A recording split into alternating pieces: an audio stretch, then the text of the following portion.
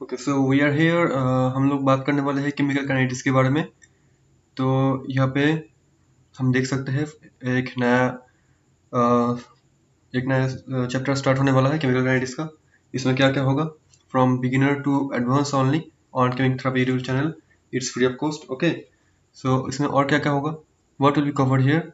एक नंबर होगा theory classes, उसके बाद होगा हमारा जैम का नेट एंड गेट का PYQs। Okay, and third number पे है all probable question solutions of standard books. Then होगा free test on YouTube. Then होगा classes light on Telegram channel, ये आपको मिल जाएगा from came therapy Telegram channel से। ठीक है, तो उसके बाद हम लोग बात करने वाले हैं कि हम लोग जो पढ़ने वाले हैं केमिकल काइनेटिक्स, वो हम क्यों पढ़े, वाई केमिकल काइनेटिक्स, राइट। तो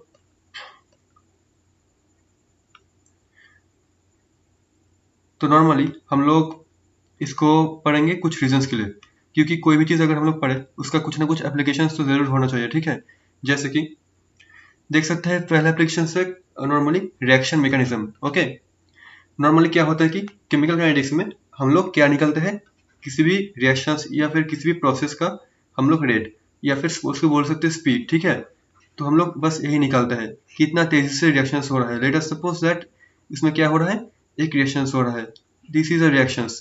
तो रिएक्शंस हो रहा है, ठीक है, पर वो कितना जल्दी होगा कितना लेट होगा वो हमको ये केमिकल काइनेटिक्स से मिलेगा। नॉर्मली जो हमारे पास होता है थर्मोडायनामिक्स, थर्मोडायनामिक्स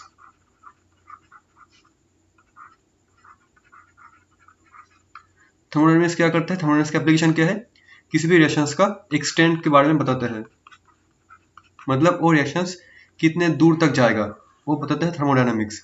पर वो रिएक्शंस कितना स्पीड कितना रेट से होगा, कितना कम समय में होगा, कितना लॉन्ग टाइम लगेगा, वो हमको थर्मोडायनामिक्स नहीं बता पाता। ठीक है, समझ लो एक रिएक्शंस हो रहा है, ये जो रिएक्शंस हो रहा है ये है हमारा रिएक्टेंट्स, ये है हमारा प्रोडक्ट। ठीक है, तो थर्मोडायनामिक्स ये बता देगा कि रिएक्शंस होगा, डेफिनेटली होगा, पर ये रिएक्शंस कब होगा, आज से 10 साल बाद होगा या फिर 20 साल बाद कंप्लीट होगा या फिर 1 सेकंड में हो जाएगा, वो थर्मोडायनामिक्स नहीं बता पाते। ठीक है, तो इसलिए हमको चाहिए केमिकल काइनेटिक्स। तो केमिकल काइनेटिक्स में हम लोग क्या करते हैं, बस कोई भी रिएक्शंस का स्पीड के बारे में बताते हैं, किसी भी रिएक्शंस कितना स्पीड कितना फास्टर हो रहा है कितना स्लोअर हो रहा है वो हम बताते हैं केमिकल काइनेटिक्स से।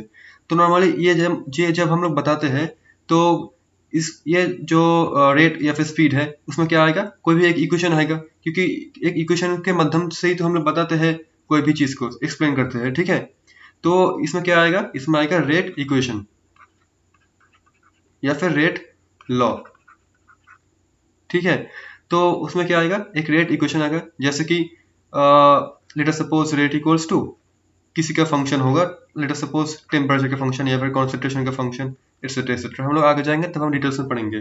तो नॉर्मली ये जो रेट इक्वेशंस होगा ये किसके किसके ऊपर डिपेंड करेगा, वो हम अगले मतलब आगे से नहीं बता पाएंगे। ठीक है, क्योंकि किसी भी रिएक्शंस का मैकेनिज्म अगर डिफरेंट हुआ तो डेफिनेटली उसका रिएक्शंस का रेट भी डिफरेंट होगा। मतलब अगर हमारे पास कोई भी एक इक्वेशन मतलब कोई भी एक इक्वेशन गिवन है तो हम लोग नहीं बता पाएंगे वो रिएक्शंस कितना फास्ट होगा कितना स्लो होगा। ठीक है, तो हम लोगों को नॉर्मली क्या करते हैं, हम लोग कोई भी एक रिएक्शंस का मैकेनिज्म अगर हम लोगों को पता है, अगर हम लोगों को रिएक्शंस का मैकेनिज्म पता है तो हम लोग डेफिनेटली उसका रेट इक्वेशन कैसा होगा, उसका रेट किसके किसके मतलब ऊपर डिपेंड करेगा और वो भी कैसे डिपेंड करेगा वो हम फ्रॉम मैकेनिज्म बहुत इजीली बता सकते हैं। ठीक है, तो नॉर्मली हम मैकेनिज्म से रेट को एक्सप्लेन करते हैं, पर ऐसा भी तो हो सकता है, लेट अस सपोज कोई भी एक केमिकल रिएक्शन हो रहा है लेबोरेटरी में, उसमें एक साइंटिस्ट वो केमिकल रिएक्शंस को प्रोसीड कर रहे हैं लेबोरेटरी में। तो ऐसा भी हो सकता है कि वो रिएक्शंस का एक अननोन रिएक्शन है। ठीक है, वो रिएक्शन का बहुत सारे प्रोबेबल मैकेनिज्म हो सकते हैं। अब उसमें से कौन सा मैकेनिज्म सही है या फिर कौन सा मैकेनिज्म बहुत एक्यूरेट है वो हम कैसे बता पाएंगे, अगर हम वो रिएक्शंस का काइनेटिक स्टडी कर ले, मतलब उस रिएक्शंस का रेट निकाल ले। ठीक है, तो मतलब जो एक्सपेरिमेंटल रेट वैल्यू, ठीक है, मतलब एक्सपेरिमेंटली अगर हम उसका स्पीड या फिर रेट निकाल ले, एंड वो जब इंडिविजुअल मैकेनिज्म्स आया है, इंडिविजुअल मैकेनिज्म्स रिएक्शंस का, theoretical mechanisms, plausible mechanism, right. तो हम क्या करेंगे, लेट अस सपोज हमारे पास टोटल 3 प्लॉजिबल मैकेनिज्म्स है, तो हम इंडिविजुअली एक एक रिएक्शन मैकेनिज्म को स्टडी करेंगे थ्योरेटिकली और देखेंगे इंडिविजुअली तीन जो प्लॉजिबल रिएक्शन मैकेनिज्म है उसमें हर एक प्लॉजिबल मैकेनिज्म में उसका रेट एक्सप्रेशन की मतलब कैसा आ रहा है। मतलब हम लोग बस इसको ऐसे एक्सप्लेन कर सकते हैं कि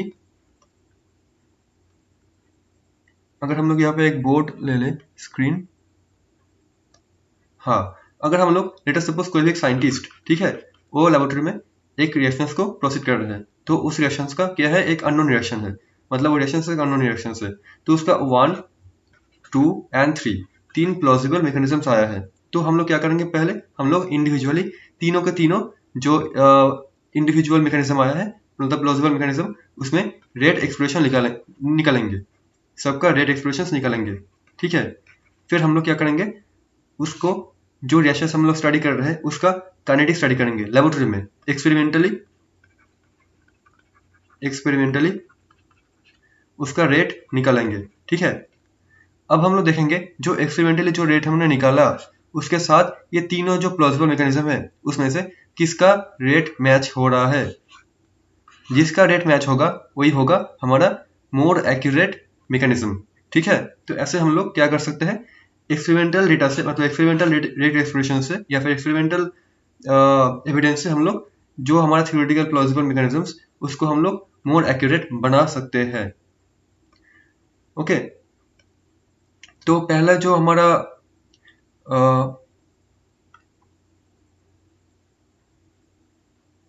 ओके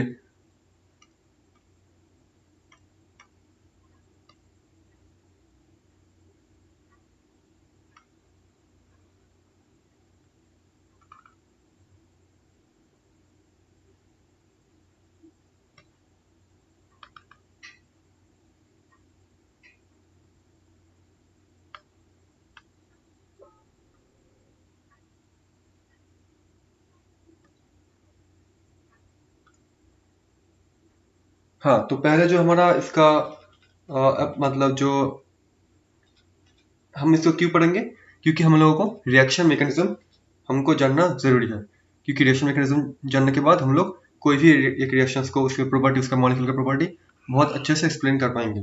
तो ये है पहला एप्लीकेशन, ठीक है, टू डिटरमाइन और find out the accurate mechanism, और कुछ नहीं। तो नेक्स्ट जो एप्लीकेशन आता है हमारा age of fossil fuel and earth, ठीक है। तो हमारा अगर कोई भी एक फॉसिल फ्यूल लेटर से कोक हम लोग जानते हैं या फिर कोई भी एक अननोन ऑब्जेक्ट, ठीक है, तो या फिर हम लोग बोल सकते हैं कि अर्थ का एज भी हम लोग ये केमिकल काइनेटिक्स से बहुत आसानी से मतलब थ्योरेटिकल कैलकुलेशन की मदद से या and with evidence of different practical examinations we can get the age of these objects like fossil fuels, unknown objects and earth। तो जो हमारे पास जो फॉसिल फ्यूल्स होते हैं नॉर्मली इसको क्या करते हैं हम लोग कार्बन डेटिंग करके निकाल सकते हैं, ठीक है। या फिर जो हमारा अर्थ का एज है उसमें भी हम लोग कोई भी ओल्ड स्टोन मतलब जियोकेमिकल एनालिसिस इसके माध्यम से हम लोग बहुत आसानी से ये fossil fuel, unknown objects and earth का एज बहुत आसानी से निकल पाएंगे। थर्ड जो है हमारे पास एप्लीकेशन है वो है रेडियो एक्टिविटी। हम लोग देखें कि कोई भी एक radio active sample, let's say uranium, thorium, इसमें यूरेनियम दिखा हुआ है, ठीक है। तो कोई भी एक रेडियो एक्टिविटी मतलब कोई भी एक रेडियो एक्टिव सब्सटेंस उसका हाफ लाइफ वो कब खत्म होगा मतलब वो कब कम्प्लीटली डिके करेगा या फिर एक पर्टिकुलर टाइम में उसका कितने परसेंटेज या फिर कितना पोर्शन उसका डिके हुआ है और डिसइंटीग्रेट हुआ है, वो हम बस काइनेटिक्स के मदद से ही हम लोग निकालते हैं। हम लोग सब लोग रेडियो एक्टिविटी पढ़े हैं, उसमें हमारा क्या आता है, फर्स्ट ऑर्डर रिएक्शंस आते हैं, राइट। तो रेडियो एक्टिविटी में पूरा हमारा जो न्यूमेरिकल्स पार्ट है वो सब based on chemical kinetics, okay. तो फोर्थ जो हमारा एप्लीकेशन है वो है मेडिसिन। हम लोग जानते हैं कि कोई भी एक मेडिसिन या फिर कोई भी एक ड्रग अगर हमारा बॉडी में इनपुट हुआ तो वो कितना फास्ट रिएक्ट कर पाएगा या फिर कितना स्लो रिएक्ट कर पाएगा, वो भी हम लोग मेडिसिन के माध्यम से हम केमिकल काइनेटिक्स के माध्यम से जान पाएंगे। अगर कोई भी एक मेडिसिन हमारे बॉडी में जाने के बाद बहुत फास्ट रिएक्शंस कर रहा है पर हमको वो फास्ट नहीं चाहिए, हमको वो स्लो चाहिए, एक ऐसा ड्रग जो हमारे बॉडी के अंदर जाके बहुत स्लोली ट्रीटमेंट करे, तो हम लोग इसका जो एप्लीकेशन या फिर इसका जो थ्योरी वो हम कहाँ से ले पाते हैं? From chemical kinetics. ओके, तो इसमें अभी खत्म नहीं हुआ, हम लोग देख सकते हैं बहुत ब्रांचेस है इसमें, जैसे कि हमारा ये कहाँ कहाँ पे यूज होता है, जैसे बायोलॉजी में कहाँ यूज होता है, physiological processes for example digestion and metabolism में ये केमिकल काइनेटिक्स मतलब बहुत इसका एक एप्लीकेशन है, ठीक है। और बोल सकते हैं बैक्टीरियल ग्रोथ में भी हम लोग देख पाएंगे। नेक्स्ट आता है केमिकल इंजीनियरिंग में, तो इसमें क्या होता है, रिएक्टर डिजाइन में हम लोग केमिकल काइनेटिक्स यूज करते हैं, इलेक्ट्रोकेमिस्ट्री में भी यूज करते हैं, इलेक्ट्रोड प्रोसेसेस में हम लोग इसको यूज करते हैं, जियोलॉजी में कब यूज करते हैं, जियोलॉजी में फ्लो प्रोसेस में यूज करते हैं, इनऑर्गेनिक केमिस्ट्री में हम लोग यूज करते हैं फॉर रिएक्शन मैकेनिज्म डिटर्मिनेशन, जो हमने पहले स्लाइड में बताया। मैकेनिकल इंजीनियरिंग में हम लोग यूज करते हैं physical metallurgy, crystal dislocation mobility में यूज करते हैं। फॉर ऑर्गेनिक केमिस्ट्री इसमें भी सेम ट्रीटमेंट करते हैं फॉर रिएक्शन मैकेनिज्म। फार्मास्यूटिकली जो हमारे प्रोसेस में है, जैसे ड्रग एक्शन जो हमने पिछले स्लाइड में बताया। फिजिक्स में भी इसका यूज है, जैसे विस्कोसिटी, डिफ्यूजन, न्यूक्लियर प्रोसेस में वो कितना स्पीड में होगा वो हम निकालते हैं from chemical kinetics. From psychology में भी यूज करते हैं, जैसे सब्जेक्टिव टाइम एंड मेमोरी, वो भी एक स्पीड के साथ मतलब कनेक्टेड है। तो ये सब हमारे एप्लीकेशन है केमिकल काइनेटिक्स का। तो नेक्स्ट हमारे पास जो आता है वो है, तो हमने डिटरमाइन कर लिया या फिर हमने जान लिया कि केमिकल काइनेटिक्स कहाँ कहाँ पे यूज होगा। तो किसी भी सिस्टम के काइनेटिक स्टडी करने के लिए हमको जो चाहिए उसको बोलते हैं सिस्टम, ठीक है, रिएक्टिंग सिस्टम। जैसे कि हमारे पास लेबोरेटरी में नॉर्मली क्या होता है, एक बीकर में या फिर किसी भी एक रिएक्टिंग सिस्टम में क्या होता है, केमिकल्स या फिर उसका सॉल्यूशन होता है।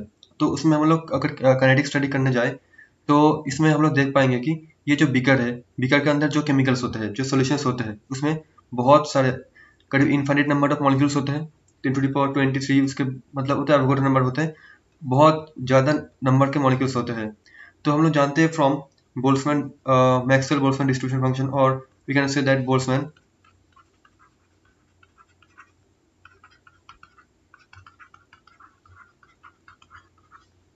From Boltzmann distribution equation we can say that इसमें जितने जितने मॉलिक्यूल्स है सबका स्टेट मतलब सबका वेलोसिटी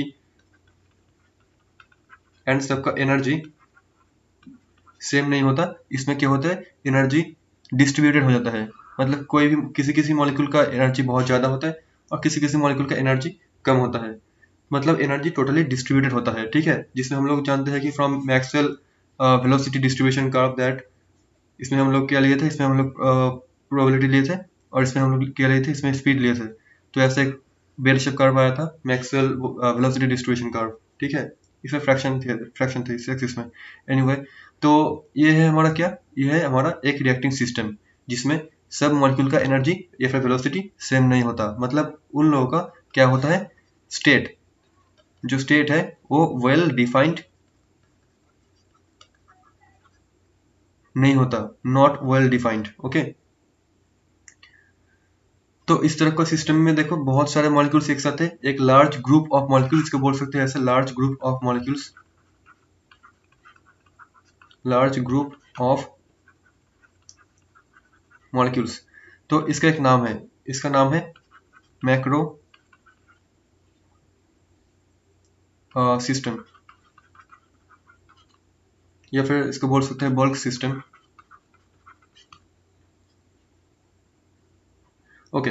तो एक दूसरे हमारे पास एक और सिस्टम हो सकते हैं जिसमें क्या होगा, जो हमारा रिएक्टिंग मॉलिक्यूल्स या फिर जो सबस्ट्रेट है उसका जो स्टेट होगा वो क्या होगा, एक वेल डिफाइंड होगा। जैसे कि हम लोग देख पाएंगे यहाँ पे, हम लोग क्या देख पा रहे हैं, यहाँ पे दो बीम क्रॉस कर रहे हैं अपने मतलब with respect to each other. ये क्या दो बीम क्या कर रहे हैं, ये दो बीम क्रॉस कर रहे हैं। तो इसमें जो एक बीम में क्या है, एक लेट सपोज रिएक्टेंट है, तो दूसरे में क्या है, लेट सपोज रिएजेंट है। मतलब इसमें जो मॉलिक्यूल्स है और इसमें जो मॉलिक्यूल्स है दोनों का क्या है, स्टेट ऑलरेडी डिफाइंड है, क्योंकि जो बीम है उसमें जो मॉलिक्यूल्स है, ठीक है, वो मॉलिक्यूल्स का क्या है, एनर्जी भी सेम है, सब मॉलिक्यूल्स की एनर्जी सेम है, और जो वेलोसिटी है वो भी, मतलब एक बीम में जितने भी मॉलिक्यूल्स है उन सब का एनर्जी सेम होगा और वेलोसिटी भी सेम होगा। और ये जो बीम है उसका भी मतलब जो मॉलिक्यूल से बना है उसका भी स्टेट मतलब ऐसे डिफाइन होता है, मतलब वेल डिफाइंड है, मतलब एनर्जी और वेलोसिटी सबका सेम होगा। तो एक ऐसा सिस्टम अगर बना तो इसको हम लोग बोलेंगे क्या, माइक्रो सिस्टम।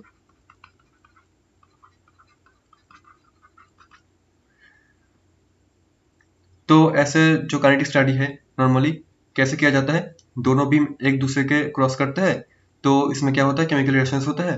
केमिकल रिएक्शंस होने के बाद जो प्रोडक्ट बनते हैं, तो वो प्रोडक्ट का जो डायरेक्शन है, मतलब कौन सी डायरेक्शंस में वो प्रोडक्ट मूव कर रहे हैं, उसको हम डिटेक्टर के माध्यम से उसको डिटेक्ट करते हैं। और जो हमारा अनरिएक्टेड सबस्ट्रेट मतलब जो बच गया, उसका भी डायरेक्शन ऑफ फ्लो की मदद से हम लोग जान पाएंगे उसमें केमिकल रिएक्शंस कितना हुआ और कितना फास्ट हुआ, मतलब काइनेटिक स्टडी हम बहुत इजीली कर पाएंगे।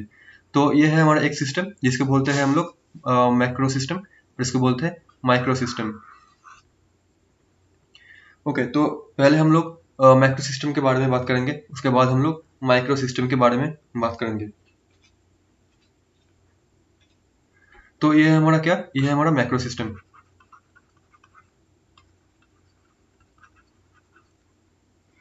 तो मैक्रो सिस्टम में क्या होता है, सब मॉलिक्यूल का एनर्जी या फिर वेलोसिटी सेम नहीं होता, वो क्या होता है, डिस्ट्रीब्यूटेड होता है। तो मैक्रो अब हम देख पाएंगे कि यहाँ पे जो मैक्रो सिस्टम है, एक बीकर के अंदर क्या है, एक सॉल्यूशन है, तो उसके अंदर बहुत सारे मॉलिक्यूल होंगे, या फिर उसका ऊपर से हम लोग कोई रिएजेंट अगर ऐड करते तो हम लोग क्या देखेंगे, कोई भी केमिकल रिएक्शंस होगा। तो इसमें लेट अस सपोज 10⁻46 H2O है। तो जब हम इसको केमिकल रिएक्शंस में लिखेंगे, केमिकल रिएक्शंस के माध्यम से लिखेंगे, तो 10⁻46 प्लस लेट अस सपोज 10⁻100 कोई दूसरा एक रिएजेंट, ऐसे तो हम लोग नहीं लिख पाएंगे। तो केमिकल रिएक्शंस के लिए जब हम केमिकल रिएक्शंस लिखते हैं, जब हम किसके माध्यम से लिखते हैं, उसका स्टोइशियोमेट्रिक इक्वेशन से लिखते हैं, स्टोइशियोमेट्रिक या फिर नंबर से लिखते हैं। तब हम क्या करते हैं, जो केमिकल इक्वेशंस होता है उसको हम बैलेंस कर देते हैं। तो हम लोग को यहाँ पे जानना होगा स्टोइशियोमेट्री क्या होता है। तो नॉर्मली हम लोग कोई भी अगर एक रिएक्शन लेट अस सपोज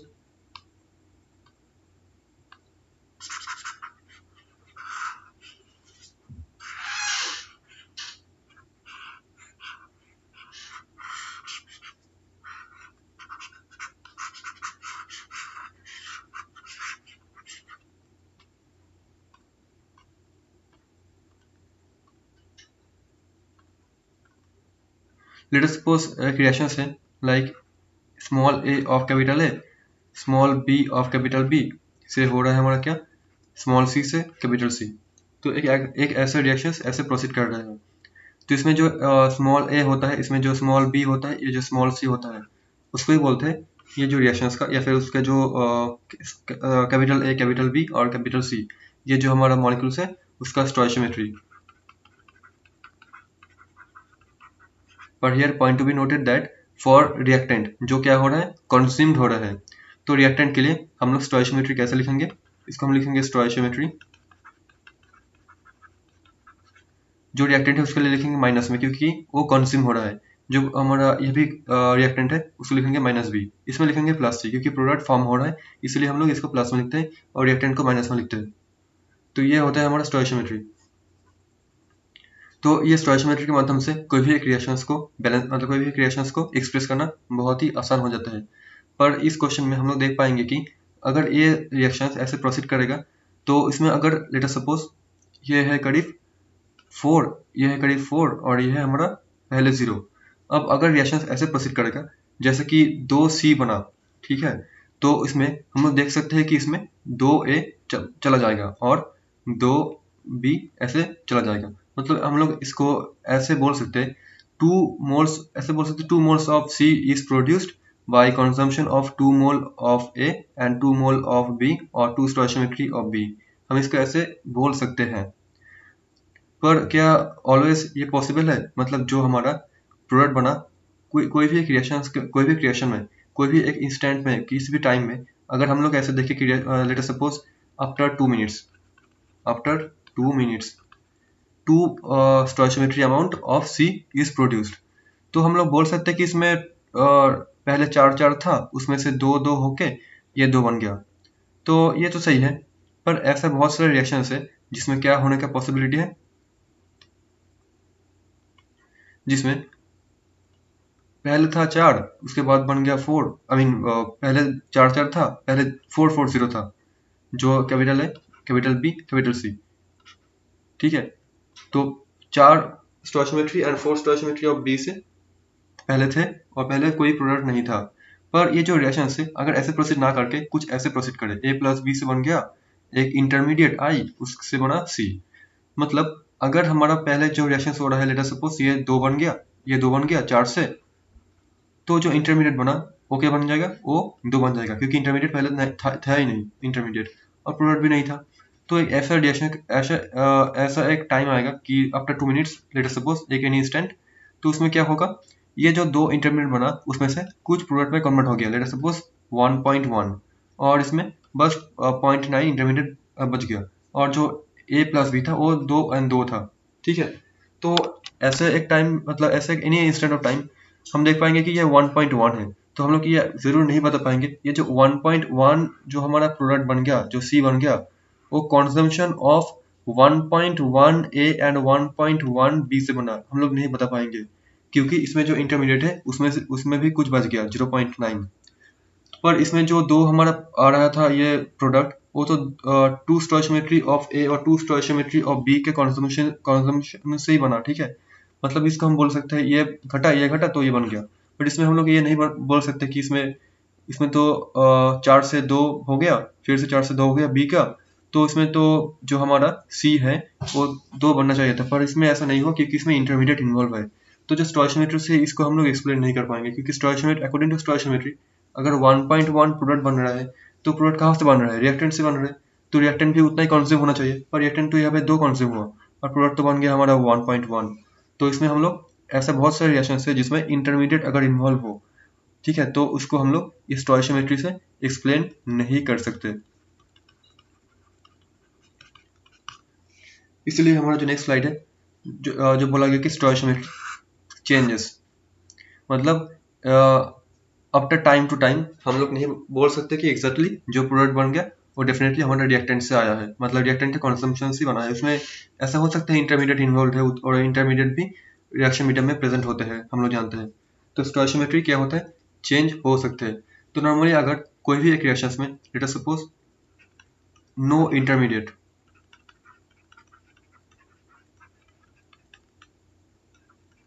जिसमें कोई भी इंटरमीडिएट प्रेजेंट नहीं है, और उसमें लेट अस सपोज पहले हमारा अच्छा रिएक्टेंट था A प्लस बी से C बन रहा है, तो अगर पहले A जो है हमारा N0 था, और N0A था और N0B था, और C तो पहले नहीं था। आफ्टर रिएक्शंस कुछ समय बाद ये हो गया NA, ये हो गया NB, और ये हो गया NC। तो इसको हम लोग ऐसे लिख सकते हैं, जो हमारा Na है minus of N0A divided by minus A equals to NB minus N0B divided by of minus B equals to NC minus of 0, क्योंकि C तो पहले था ही नहीं। अगर C पहले का लेट सपोज NC0 था, तो हम लोगों को यहाँ पे NC0 लिखना पड़ेगा, ठीक है, डिवाइडेड बाई जस्ट C।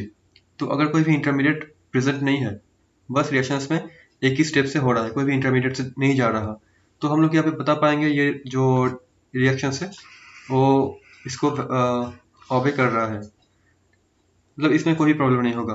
तो यह क्या है, यह है कितना हमारा चेंज ऑफ स्टोइचियोमेट्री हुआ है। ठीक है, कितना, अच्छा मोल से बता सकते हैं कितना मोल्स चेंज हुआ है, हम लोग इसका ऐसे बता सकते हैं। पहले N0A था, मोल था, इसमें A में कन्वर्ट हो गया, मतलब after the reaction proceed, okay. और ये क्या है, माइनस है, ये है स्टोइचियोमेट्री। तो अगर हम लोग चेंज ऑफ मोल से स्टोइचियोमेट्री डिवाइड कर दें, तो अगर A के लिए कोई वैल्यू आएगा, लेट अस सपोज x, तो डेफिनेटली B में भी वो सेम वैल्यू आ जाएगा, और C में भी सेम वैल्यू आ जाएगा, मतलब चेंज इन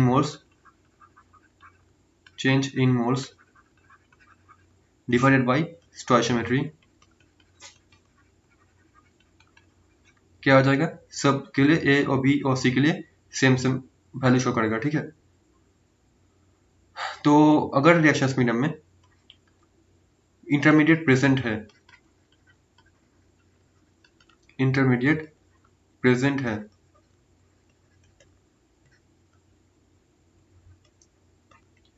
तो इसमें ये जो इक्वेशंस है ये क्या होगा, ये वैलिड नहीं होगा, नो वैलिड, क्योंकि इसमें जो स्टोइशियोमेट्री है वो मतलब प्रोडक्ट और रिएक्टेंट के साथ स्टोइशियोमेट्री का कोई भी डायरेक्ट रिलेशनशिप नहीं बन रहा, no direct relationship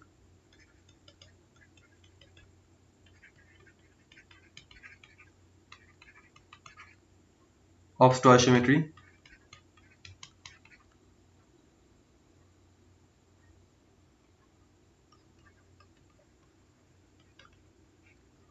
between reactant and product। तो जो जहाँ पे नो इंटरमीडिएट होता है, कोई भी इंटरमीडिएट नहीं होता, तो हम लोग इसको ये जो इक्वेशन है इसकी मदद से एक्सप्लेन कर सकते हैं। तो इसी तरह का इक्वेशन को बोल सकते हैं, जैसे कि इसमें कोई भी stoichiometry time to time change नहीं हो रहा, तो इसका एक नाम है, इसका नाम मैं यहाँ पे लिख देता हूँ। तो इसका नाम है टाइम इंडिपेंडेंट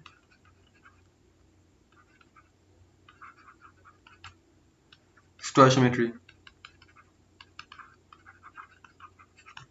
पर इसमें क्या हो रहा है, टाइम टू टाइम जो उसका स्टोइशियोमेट्री है वो चेंज हो रहा है, जो अगर उसमें इंटरमीडिएट प्रेजेंट है। ठीक है, तो इसमें क्या बोलेंगे, इसको बोलेंगे time dependent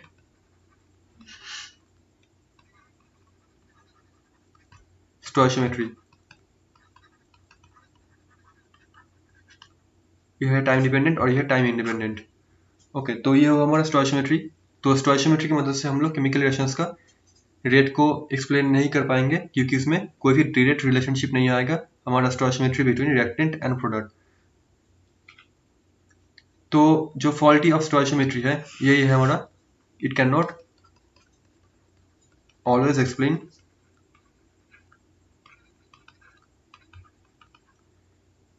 rate equation.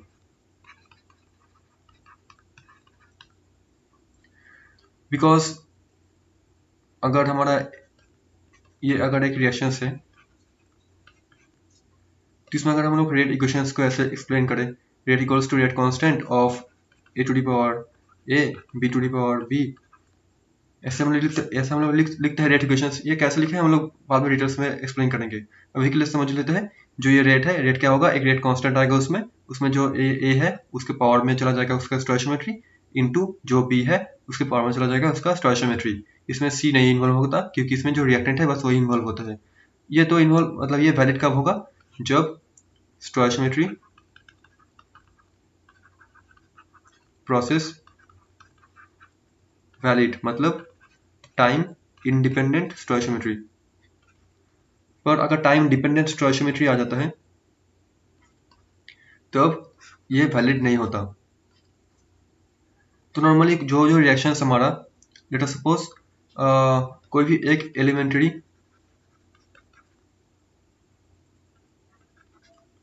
Reaction, मतलब जो वन स्टेप में होता है, जिसमें कोई भी इंटरमीडिएट इन्वॉल्व नहीं होता,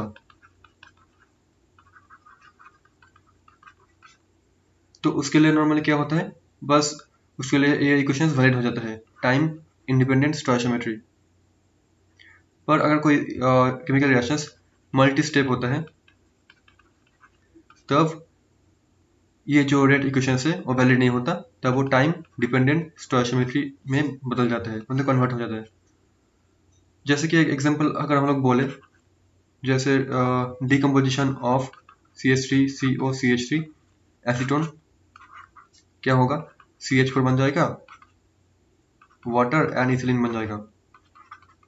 तो ये जो एक रिएक्शन है इसमें क्या होता है, कीटिन, जैसे कि CH2CO, ये कीटिन इसमें इन्वॉल्व होता है एज एन इंटरमीडिएट। तो ये क्या होगा, ये टाइम डिपेंडेंट स्टोइशियोमेट्री के अंडर पड़ जाएगा, और उसमें ये जो रेट इक्वेशन है उसको हम लोग डायरेक्टली स्टोइचियोमेट्री से नहीं बता पाएंगे। तो उसके लिए हम लोगों को रिएक्शन मैकेनिज्म को जानना पड़ेगा, जैसे कि हम लोग रेट इक्वेशंस को बहुत अच्छे से एक्यूरेटली एक्सप्लेन कर पाए। पर जो हमारा रिएक्शन होता है, अच्छा जो मैंने यहाँ पे बोल दिया इंटरमीडिएट, ठीक है, वो क्या होगा, जो रिएक्शंस मीडियम में मतलब बहुत मतलब कुछ समय के लिए उसका कोई कंट्रीब्यूशन होना चाहिए, उसका एग्जिस्टेंस होना चाहिए। जैसे जो कीटिन होता है, इसमें वो बहुत मतलब बहुत ही जल्दी नहीं वो डिसइंटीग्रेट हो जाता, बहुत जल्दी नहीं वो डीके कर जाता, मतलब वो रिएक्शंस मीडियम में उसको पाया जाता है।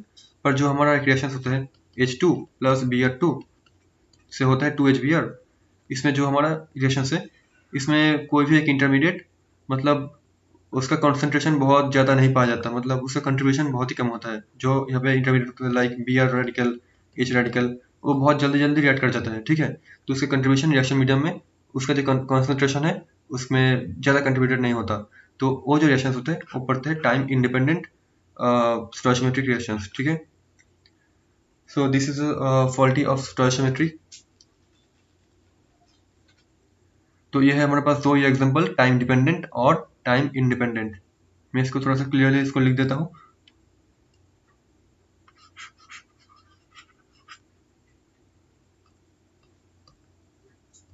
ये आया हमारा H2 प्लस Br2 से बन गया 2HBr। इसमें कोई भी Br रेडिकल, H रेडिकल मतलब ज़्यादा कंसंट्रेटेड कंडीशंस में नहीं पाया जाता, मतलब बहुत कम कंट्रीब्यूशन होते हैं। हाँ, फॉर्म तो होते हैं पर बहुत फास्ट रिएक्ट कर जाता है, क्योंकि यह एक रेडिकल रिएक्शन और चेन रिएक्शन हम लोग जानते हैं। तो यह इसमें आता है टाइम इंडिपेंडेंट स्टोइचियोमेट्री। जो इक्वेशन हमने लिखे पहले वो इसको वैलिड करेगा। और ये जो कीटिन वाला ये रिएक्शन है एसीटोन का डिकम्पोजिशन, उसमें वैलिड होगा। ये इंटरमीडिएट प्रेजेंट जो रिएक्शंस होते हैं मतलब नो वैलिड, इसमें कोई वैलिड नहीं होगा। ये जो इक्वेशन है इसमें टाइम डिपेंडेंट स्टोइचियोमेट्री से हम लोगों को जाना पड़ेगा, मतलब रिएक्शन मैकेनिज्म को हम लोग स्टडी करना पड़ेगा। So this is the video of the introduction part of our chemical kinetics. We will see further further processes of chemical kinetics. Okay, let's begin with another video. Till then, thank you so much.